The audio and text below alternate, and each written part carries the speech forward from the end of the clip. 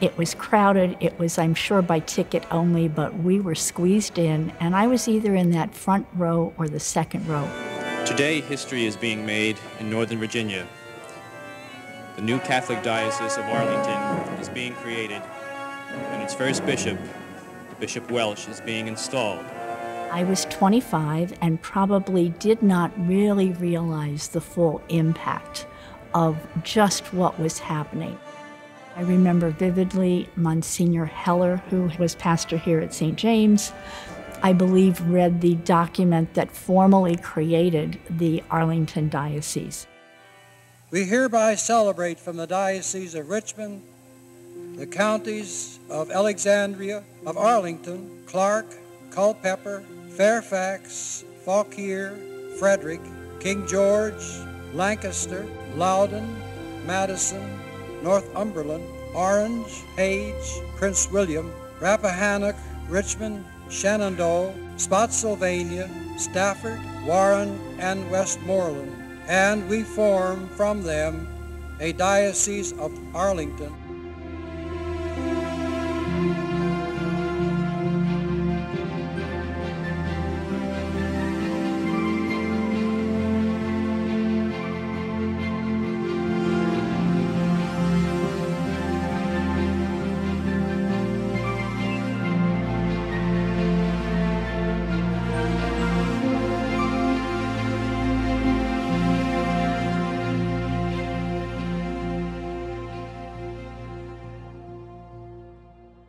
Between 1820 and 1974, one diocese encompassed the entire Commonwealth of Virginia, the Diocese of Richmond.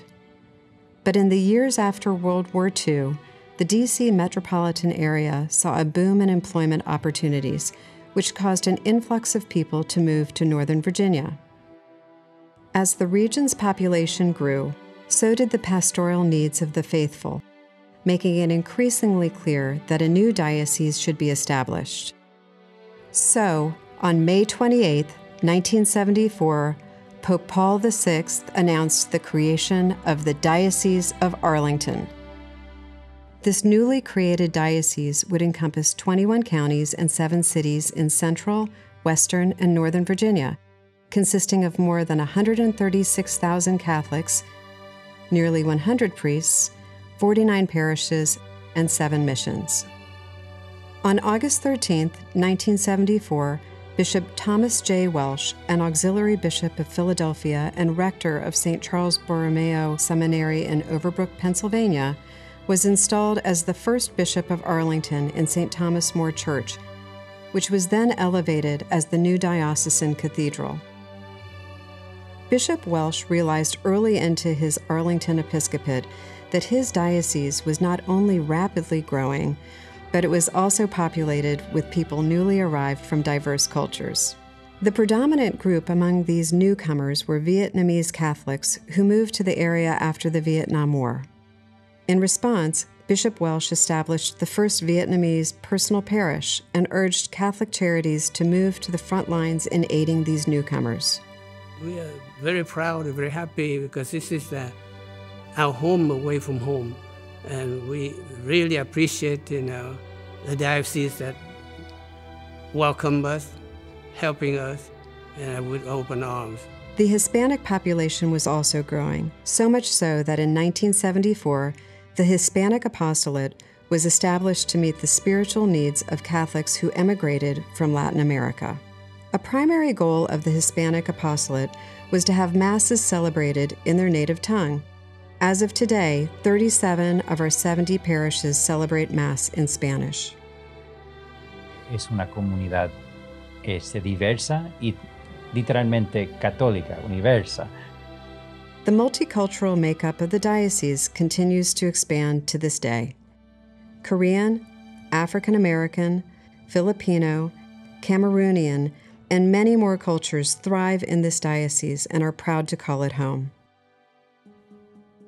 The 50-year history of the Diocese of Arlington parallels another historic event, the Supreme Court's 1973 Roe v. Wade decision and its aftermath. Bishop Welsh responded to this ruling by establishing a family life office in 1977, then led by Father Franklin McAfee.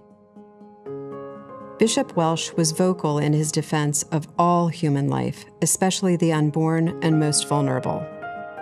He attended the annual March for Life in Washington, D.C. many times and was public about how the Church welcomes life and accompanies women.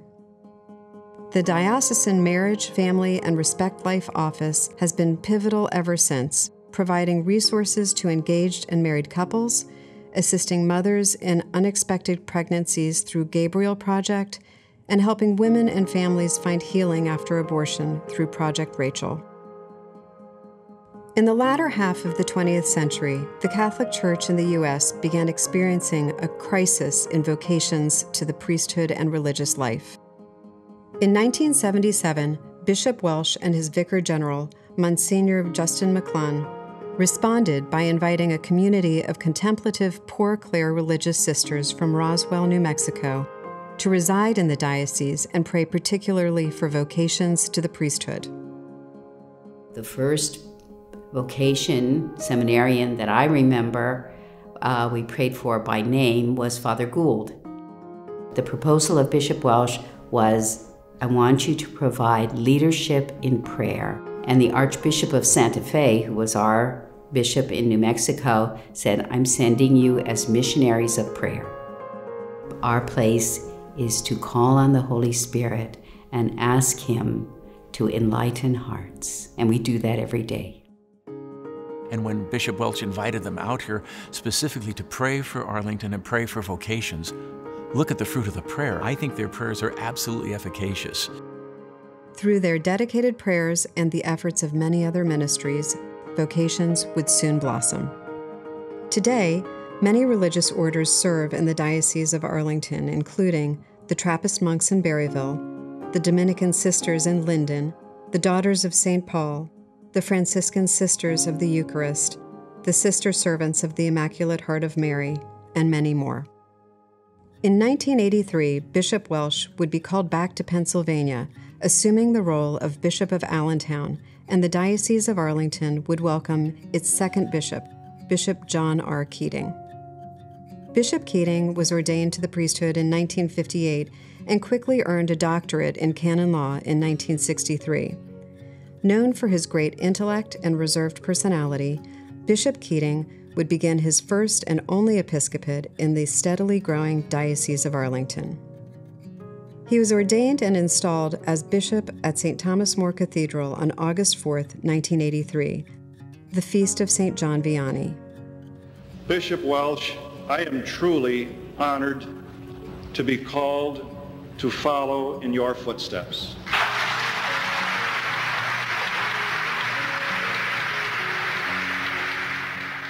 Bishop Keating immediately witnessed the fruit of Arlington's tremendous growth. Less than 24 hours after his installation, he presided over the dedication of Precious Blood Parish in Culpeper. Over the next 15 years, he would dedicate 20 churches and establish 7 new schools. Like Bishop Welsh, Bishop Keating was keenly aware of the need for vocations to the priesthood. Alongside his vocations director, Father James Gould, they encouraged young men of the diocese to consider if God was calling them to serve as priests. Vocations really rose on the enthusiasm of the lay people, the religious, and the priests. I was just the lucky guy to stand in the point, for vocation director. They asked me when I sat down at my desk the first day, what's your motto going to be? I said, my motto? Yeah, you need a motto. I said, okay. We're looking for men of prayer who can preach with courage, teach with clarity, and serve with charity. That's what we want, and that's where we went. Over his 15-year tenure, Bishop Keating would ordain 84 men to the priesthood, one of the most for any diocese in the U.S. over that length of time. In the summer of 1990, a parish program premiered to serve the needs of the less fortunate. This program evolved into a diocesan initiative known as Work Camp. The initial work camps consisted of a couple dozen students and volunteers. As of 2024, the ministry routinely includes more than 1,000 high school campers and adult volunteers. I went in 1995 as a volunteer contractor. At that point, I was an engineer, but it was my first experience of doing youth ministry, and I really felt the call to just share the gospel with young people, mixed with my love of doing home repairs and my ability to do that. And so I really felt like it was the Lord bringing all my skill set together. So I ended up leaving that work camp and discerning to leave my engineering job, and eventually came back and started doing youth ministry full-time here in the diocese. And now here I am leading that same camp many years later. Work camp is now one of the many ways the diocese ministers to young people. College campus ministries have also been a vital part of our diocese for decades. These ministries aim to bring the light of Christ to young people at colleges and universities in desperate need of the gospel message. It's the Catholic students themselves that can define the Catholic identity on the campus. When you're away at college, there's no parents there to make you go to Mass on Sunday, so you take that inherited faith and you personalize it and claim it as your own. So that was always very inspiring to see the students do that. And then upon graduation, go out as Catholic men and women of character and become leaders in the new evangelization to try to restore the temporal order, to help heal the wounded culture, etc. Around the same time work camp began, the diocese built on this theme of service, not just to the less fortunate within the diocesan boundaries, but to the Dominican Republic. Bishop Keating established a mission parish in the town of Bonica. The area had not had a parish priest for nearly 20 years. Father Jerry Creedon would be appointed pastor of the parish of St. Francis of Assisi. A fluent speaker of Gaelic, Latin, and French, Father Creedon would have to learn Spanish quickly, something he started to do on the flight from Arlington to Bonica. Diocesan priests have been assigned there since 1991 and have served in many capacities. Someone came to see me and he said, when Father Creedon came here, he came in humility, and he didn't come to tell us what we needed to do. He came to help us discover what we needed. Francisco and I would, every other month, take a 5-day journey up into the mountains. Francisco was my mule. And Francisco and I would drive an hour to the end of a dirt road and then make a 5-day trek up through the mountains and to visit the different communities to celebrate Mass, because there's no roads. I'll never forget this one conversation. A young lady was with a high school mission group, and their project that week was building outhouses. I sat down next to the kids during lunch, and this one lady, I said, "Hey, how you doing?" And this 17-year-old girl says, "Father, I have never been happier." And I'm thinking to myself, this girl's been digging ditches for people she'll never see again in her life, and she's never been happier. It's because we're made to make a total gift of ourselves, and she was making a total gift of herself. As Catholics, Jesus commands us to serve, and the mission of Bonica is a response to that command. This service has enabled a profound partnership of faith to grow between Arlington and the people of Bonica over the last 3 decades. Through the rest of the 1990s, Bishop Keating shepherded Arlington with strength and wisdom, writing 6 pastoral letters on topics including reverence for the Eucharist, Catholic schools, parish councils, and others. He was a beloved shepherd who led Arlington through a period of massive growth and expansion. During his episcopate, the diocesan population saw a 78% increase from 188,000 to 336,000. Growth was the overarching theme Bishop Keating relayed to Pope John Paul II during his Ad Limina visit in 1998, a meeting that bishops attend in Rome every 5 years. However, just hours after Bishop Keating met with the Pope, he died of a heart attack. He left us a great legacy. He got things done, as well as I say, kept the diocese moving and growing as he did, and he attracted a lot of young men to study for the priesthood. It was a great time period, and it didn't mean it was the end of the world.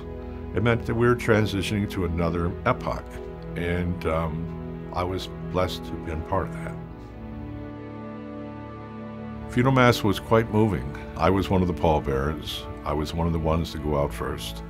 Never noticed it, but it was the young priest would stop. You know, I would just tap the casket, as I often do. They all stopped and kissed the casket. Very, very moving.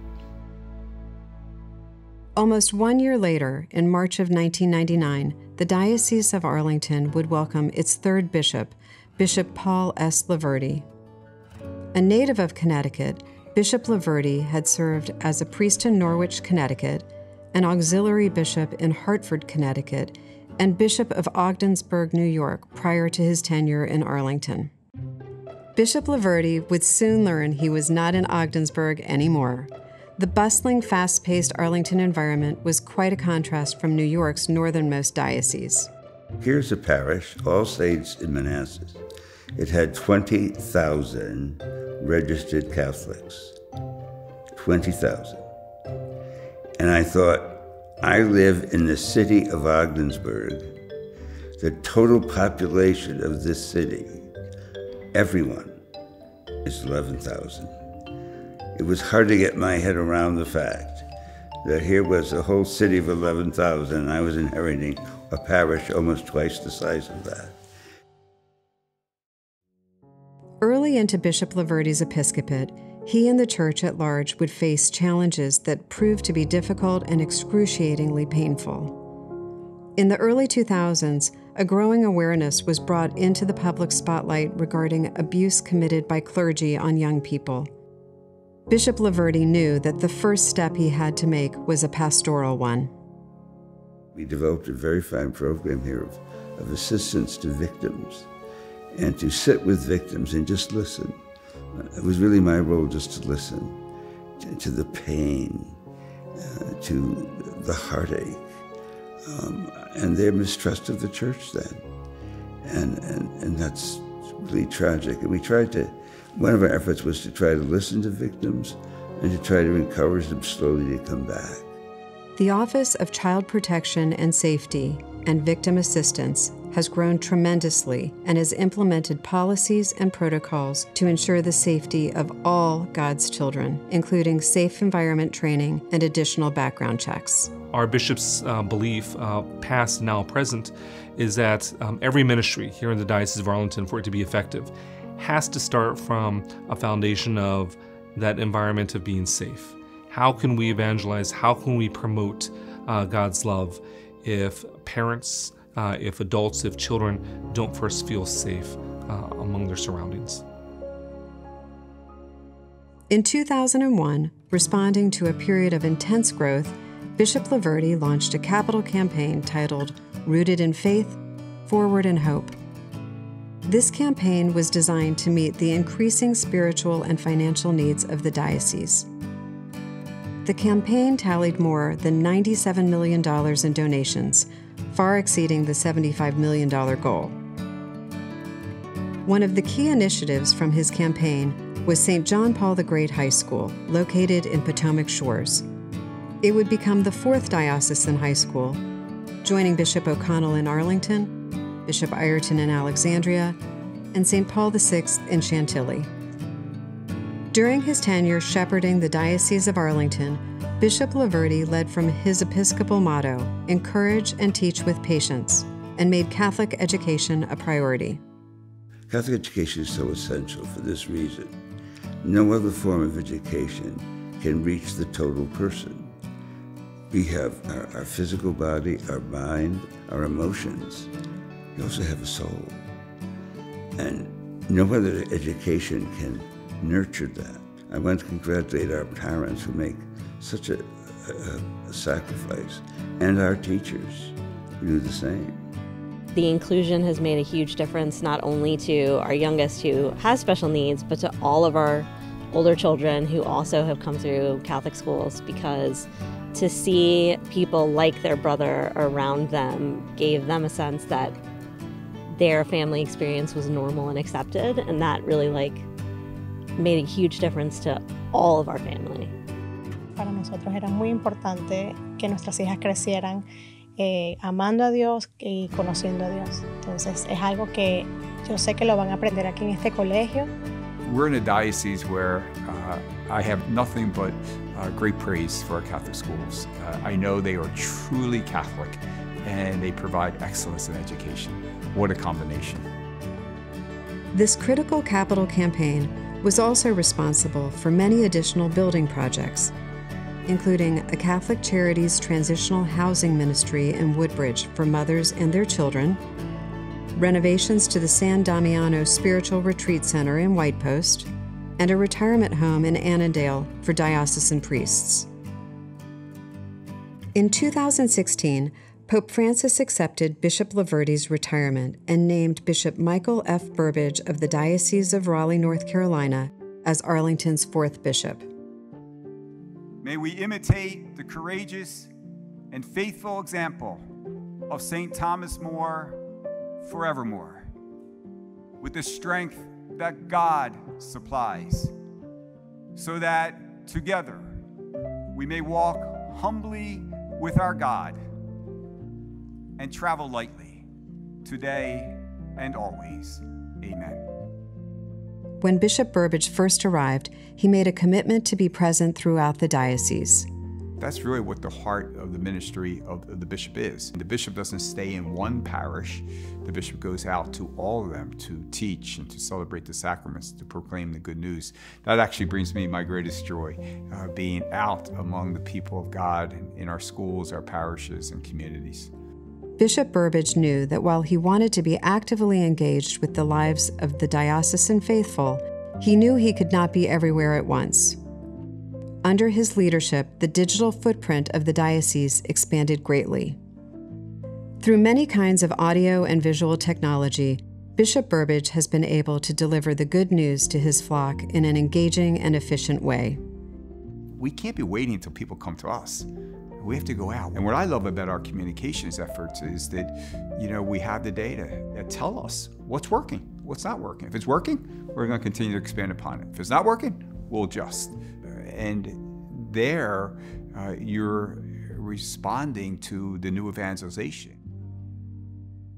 In 2020, the diocese, the nation, and the world at large were struck by the impact of the COVID-19 pandemic, and the Church had to minister to the faithful under dire circumstances. For perhaps the first time ever, parishioners watched Mass online, received blessings in parish parking lots, and even adored Jesus in the Eucharist while remaining in their cars. Catholic Charities within the diocese dealt with skyrocketing needs from people seeking basic necessities, food, and job assistance. January through March, we served 450 people.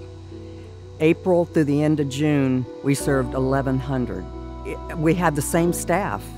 I just think it's the Holy Spirit at work. By the grace of God and the efforts of parishes, volunteers, and donors, Catholic Charities is able to minister to those in need. Our mission is to be the face of Christ in our ministries here. It is rooted in the gospel of Christ and in the teaching of the Church, helping those most vulnerable people of God to uplift their human dignity and self-worth. I think through the work of Catholic Charities, Jesus keeps saying to all of us in the Diocese of Arlington, I was hungry and you gave me food. I was a stranger and you welcomed me. I was sick and you cared for me. I was in prison and you visited me. We do it because we love the poor. We see in the poor the face of Jesus Christ. Growth has been a recurring theme over the last 50 years in the Diocese of Arlington. Since its inception, the diocese has seen continued growth in population, churches being built and renovated, and parish ministries being established. This flourishing is embodied in the renovations to the Cathedral of St. Thomas More. Once a parish church before 1974, it needed practical upgrades and architectural changes to reflect its status as the mother church of the diocese. Bishop Burbidge hopes the theological symbolism and beauty of the renovated cathedral will evangelize all who see it. And I often think and pray that sometimes people who will be sitting in traffic, maybe after a difficult day at work, or maybe anxious about what they're going home to, will look over and their eyes will be forced to be raised to the window and to the cross above, and maybe it's an invitation to just pull in. Over the last 3 years, our diocese has been preparing for our Golden Jubilee by reflecting on the themes of remember, rejoice, and renew. These themes enable us to rekindle a sense of Eucharistic wonder, model the openness of the Blessed Virgin Mary, and embrace the new evangelization with fervor and zeal. Our diocesan strategic plan, developed through prayerful consultation with the faithful of Arlington, will guide us as we bring the light of Jesus Christ to a world desperately in need of His grace.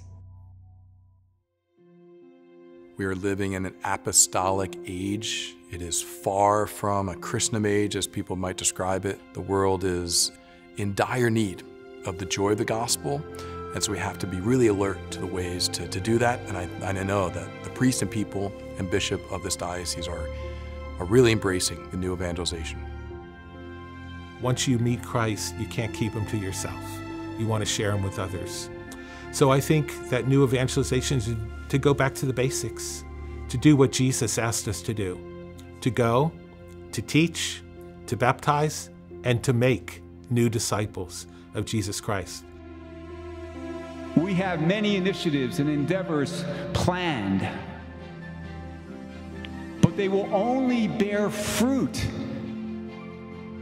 if we are open to the Spirit of God leading us.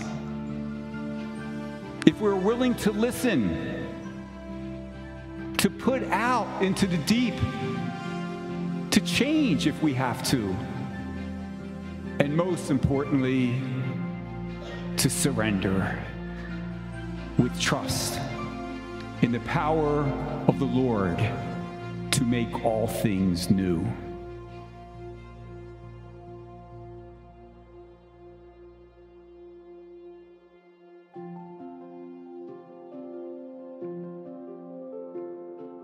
You know, you see priests as the foundation of our diocese because they're living out the ministry of the apostles through Christ. So it's just really awesome to see them be so present with our kids and with the, you know, all of us adults as well. Is really neat. You come here, you go to any parish, and you know I'm gonna be taken care of here. Like, I'm safe here.